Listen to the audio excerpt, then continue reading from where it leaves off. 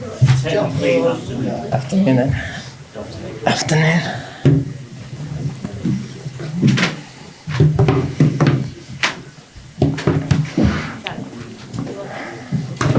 Yeah, we will actually. To start with James, and you might just need to just pass it around. How are you? Welcome, Lee. Happy to be here. Sorry. How you doing? Next time. Yes. No problem. Yeah.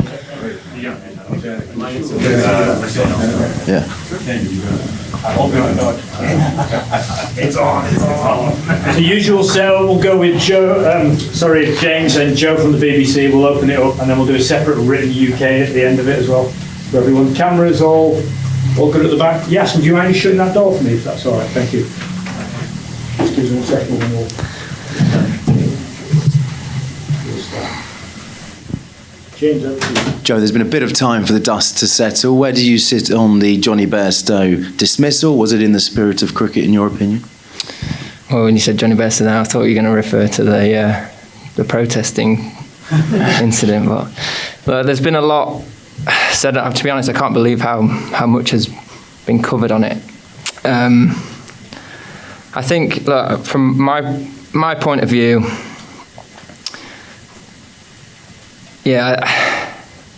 personally, I try and put myself in that situation, that position, and I'd like to think I'd have dealt with it very differently.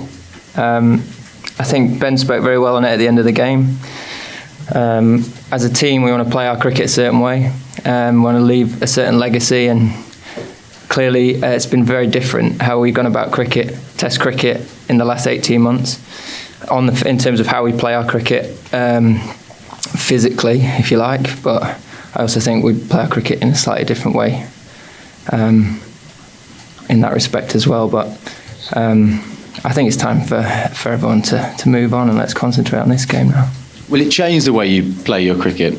It's talk of man-cadding and all sorts now. Has it changed the bar? How this? Like I say, we want to play our cricket a certain way, and we'll continue to do that. And Australia have said that the fact that Johnny Bairstow tried to do it to Marnus Labuschagne earlier in that test makes it a bit hypocritical. What's the take on that? Well, if you look at the footage, Johnny didn't take any advantage, or didn't gain any advantage by doing what he's doing. I think as a batter, you're fully aware when you're batting out of your crease that you are, for a number of different reasons, gaining advantage, whether it's covering different angles, trying to take modes of dismissal out of the game, rather than scratching your mark back at the end of an over and then walking to see your mate at the other end. That's my take on it. How do you think it will change the relationship between the players? Don't know really. We'll see, won't we? We'll see how the atmosphere is throughout this Test match. Like I said, throughout this whole series, not tried to be too focused on what Australia are doing. To be honest, it's all about what we want to do. And for us, we've got 3 opportunities to win the Ashes. We've got to play well for 3 games, but we've shown our recent form that we're more than capable of doing that. We love playing at this venue. You go back to 2019, that Ashes environment, the crowd and the atmosphere that was created throughout that Test match was incredible. That last day, the noise, the interaction from the crowd was exceptional, and that's why we love playing here, is because we're so well supported, and it makes for a brilliant spectacle. So I'm sure we'll get a similar amount of support this week as well. Can the hurt, the anger motivate you if you use it in the right way? Well, I think Ben's innings, I think that's the way to respond, isn't it? Is put it into your performance. However you feel about it, it's very much divided, a lot of opinions, and everyone will have their own feelings on that, and that's fine. And everyone's entitled to that. But I guess as a player, it's how you want to play the game, how you want to be remembered, and that's up to each individual. Finally, from me, Ollie Pope's been ruled out for the summer. How big a blow is that, and would you consider moving up to 3? Has there been any conversation around that? I think in terms of team, that'll be tomorrow, is it? Tomorrow, yeah. Tomorrow, so not my call anymore, thankfully. So it's a big blow there. Ollie's been phenomenal for us for the last 18 months. He's stepped up as vice captain of this team, and as the more responsibility that's been given to him, the more you've got out of him as a player, as a leader within the group. He'd be a big miss for us. Obviously, he's a hell of a player, and he's a great mind to have in the group as well. I think Ben gains a huge amount from having him as vice captain, as do a number of the guys around. So, of course, it'd be a big loss. He's been an integral part of this team, and will continue to be for many more years to come. Joe, as you said, there's been an incredible amount of talk and discussion about what happened at Lord's over the last 24 hours. When Prime Ministers start talking about cricket and Ashes series, does that amuse you, or does it interest you? Do you think it's helpful in terms of the whole atmosphere around this series? I try and avoid politics when it comes to press conferences. So, well, politicians are getting involved in cricket. Look, I don't think it makes any difference to how we go and play this week. As I say, we've got a must-win game, and we've got nothing to lose as a team. We'll just throw everything at this week, and make sure we give ourselves the best chance in getting back into this series and playing our best cricket. That's all we can control now. That's all we can do. So you've got to draw a line under it at some point, some time. I think for us, we just got a great opportunity in front of us now. We've got to see it as that. As I mentioned, we're going to have brilliant support, and we've got to thrive off that. And when we find ourselves in a position in the game which we can take advantage of, we've got to grab it with both hands. Yeah, I want to talk about the atmosphere, and you're right, of course, that England have produced some incredible performances here over many years. There was behaviour, particularly by some MCC members, in that privileged long room position, which was, I think, disappointing to everybody. You know the Yorkshire public very well. What would you say to them about what kind of behaviour they should bring to this match here? Support England. I think that's the most important thing. You come to support your nations.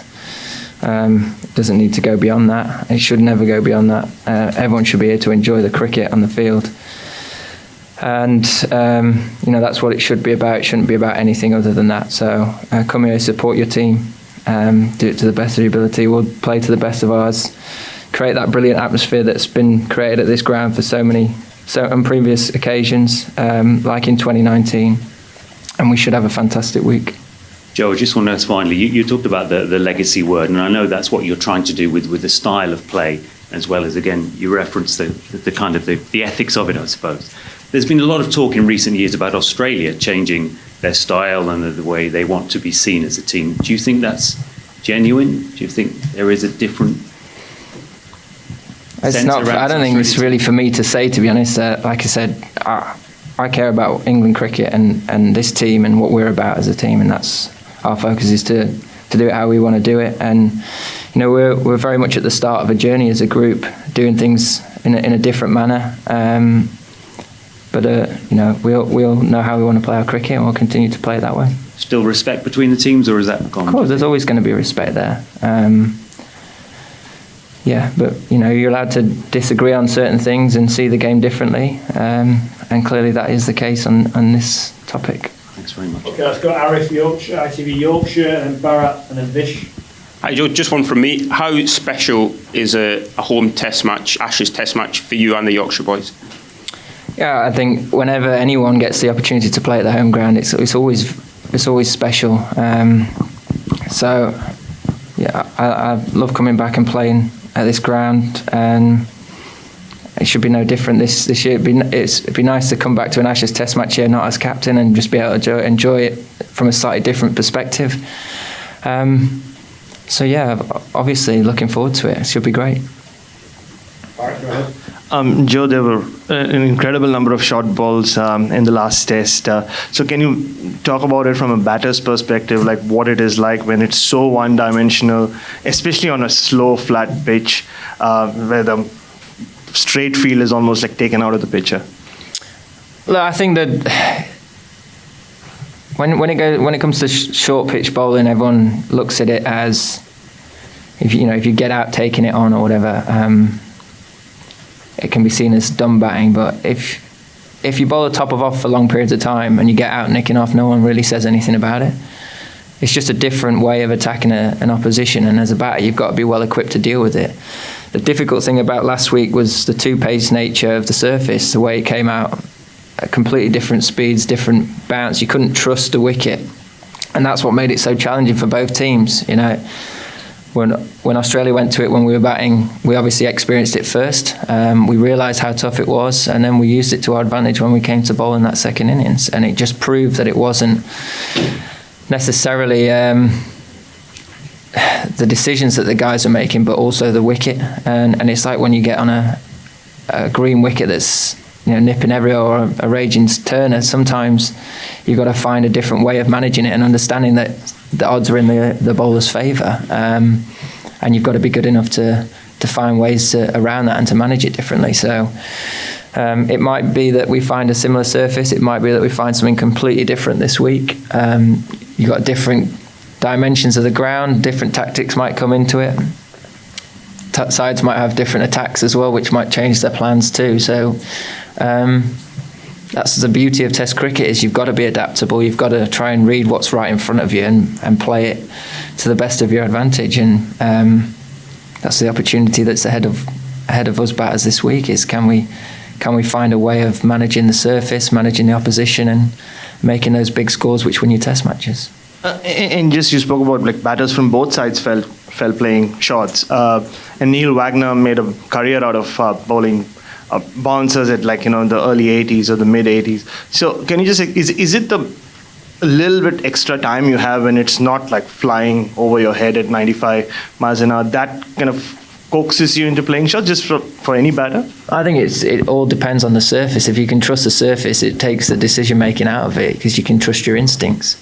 If it's two-pace nature, sometimes it makes it like a little bit more tricky. You start potentially second-guessing yourself, and you can't just stick to one method sometimes. So I think that was the case this week, or in the previous Test match. Again, we could find a very different surface. Could be the guys turn to it and, you know, get panned everywhere. It could look very different. So we'll have to see. We'll have to see what we get and how good we are at countering it if we need to. It looks from afar, I've not looked at that wicket, but it looks from afar, there's plenty of live grass on it, so it'll be interesting to see if sides go to that. Fish and then Rory, and then we'll do Louis and Dan. Hi Joe, I appreciate you said that Ben is going to announce the team tomorrow, but would you be up for batting at number 3? I'm up for playing for England. I just, you know, I feel like the last couple of years I've got a very good understanding of my game, and I've said many times before, my turn now as a senior player to give back to everyone else that's, you know, had to put with me as captain for so long, and doing it my way. So you know, I'm there to go and try and score runs in whatever position that is, and try and, you know, get us back into this series. Would you say that's a common thread between you and the other batters who might step up, in that obviously everyone has positions, but because of the way they're being allowed to play and told to play, I suppose, that kind of anyone would be up for it? Yeah, I think the way that as a batting group we look at the game is very different to what it probably was 18 months ago, and I think for the better as well. So you know, that mindset shift, I think, allows you to welcome different situations, different scenarios, and, you know, go and thrive in those positions and those moments. So I'm sure whoever it is gets that opportunity will relish it and try and make the most of it. Rory. Thanks, Joe. Building on that, I appreciate you're not naming the team, but the spare batter in the team is Dan Lawrence in the squad. Was last seen in the West Indies in your last series. Just can you give us a word on Dan and how he offers as a player, and he had some good moments in that West Indies series before dropping out again. Yeah, and he's in good form as well. You know, got 150 odd for Essex in the last championship game, I think. I think he had a great touch there where he batted and walked off the field, got in his car and came down to Lords, so he didn't have to field. So I think he's in a good mood, in good spirits, and yeah, in good form as well, which is always nice when you've got guys on the periphery and on, you know, next in line and are scoring runs and feeling good within their own game. That's a nice position to be in. So yeah, you've seen a glimpse of what he can do at Test cricket. He scored a brilliant 99 was it or something? He got out last ball of the day, looked nailed on for 100 there at Barbados, and I think he's got a very exciting career ahead of him. Whenever an opportunity arises for him, he's got that steeliness about him that wants to succeed at this level, and he's got a great game to go with it. So it's an exciting prospect. Got a few more to do, so one each. We'll do Sam first, Channel 9, then Andrew behind, and then we'll finish with Louis and Dan. Hey Joe, appreciating that you don't want to continue to speak about the reaction to everything from the second test. I'm sorry. Just right at the start though, you mentioned that you've been surprised by the reaction, or you haven't been able to believe, the reaction. Do you mind us expanding on that and I guess how, this is all the last few days has been different to previous Ashes series and incidents that have happened over the years, the reaction? There's always something, isn't there? Every series has something. I'm surprised that, obviously it was going to create debate and draw attention, but the fact that we're still talking about it now ahead of the next game is what I meant by that. But I guess when it's a big series and a critical moment in the game, it's gonna grab headlines and it's gonna get people talking. So that's I guess what I meant by it.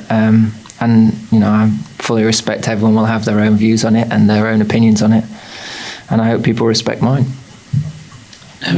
Joe, Steve Smith is reaching 100 Test matches this week. Yours and his careers have sort of run the same timeline. I appreciate you're in the heat of battle at the moment, but just what has stood out for you as a player from him, watching him closely as you have done over the years? I've watched far too much of him over the years. It's fair to say he's a phenomenal player. I think one of the most impressive things about him is you look at the first 15 or 20 games of his career and he was very much finding his way still. And then the way he's been able to manage his batting and situations, he's a very smart player. I think he reads the game extremely well at the crease. He's got a very unique way of playing, but he knows it inside out, and he seems to manage different passages very well and understand how he wants to score his runs. You can't be as successful as he's been for such a long period of time without a huge amount of skill and adaptability. And he's one of the great players in modern Test cricket. Love to see him struggle this week, but that's the nature of it. You can't take away the fact that he's a wonderful player. Dan, and then we'll finish with Louis. One each, please. Joe, one more on Sunday, sorry. You've been labelled, the team at least has been labelled by some of the Aussie tabloids as sore losers. How do you respond to that?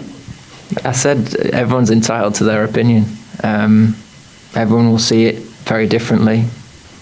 And I guess it's, as a player, you've got to, I guess, you want to play the game as how you want to play it. And it was within the rules. It was technically out. If you're happy with that, then fine. If you're not, I don't think you can bemuse other people that play the game slightly differently.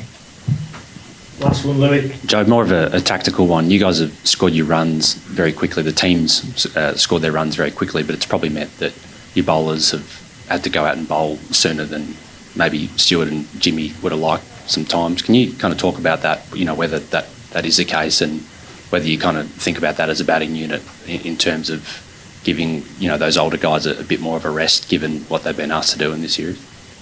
Imagine if we just bat a bit longer and still score as quickly.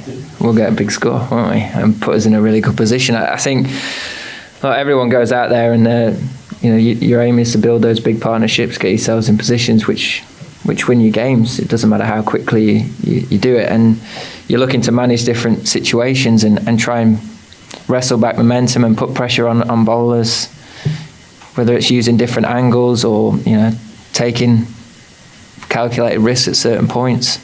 We play our cricket a certain way, if we do it for long periods of time, we're going to drive games forward very quickly and put ourselves in strong positions. So I think as a team we keep things very simple. We want to go out and try and put pressure on opposition when it comes to batting, and absorb it at times when we need to. And then with the ball, it's about taking wickets. You know, it's all about taking wickets, and there's obviously different ways that you can go about doing that. But it's about trying to exploit the surface that's in front of you and working together as a collective to take those chances when they come in the field and just keep hunting those wickets with ball in hand. And that's their job as bowlers, is to go and do that. Ours is to back it up in the field, and when we go out there, just make sure we get more runs than Australia. Thank you. Thanks, Joe. Didn't really give you much there, did I? Sorry, but cheers, guys.